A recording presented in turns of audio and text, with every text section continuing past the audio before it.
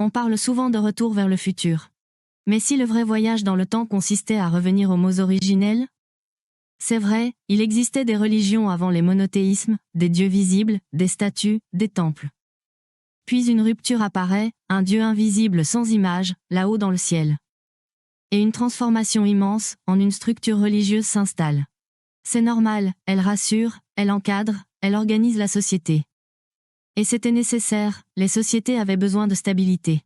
Mais, en relisant les textes fondateurs, une question surgit.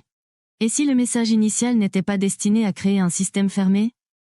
Et si, dès l'origine, une autre orientation était possible? Je ne prétends rien inventer, je ne propose pas une vérité nouvelle.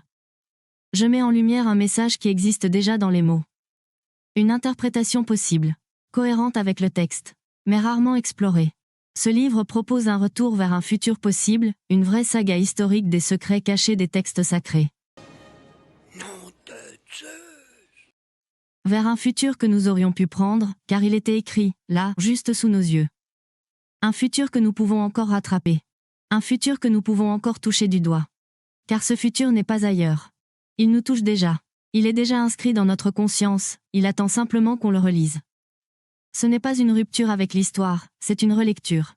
Et parfois, relire change le monde. Car croire ne change rien. Mais comprendre change tout.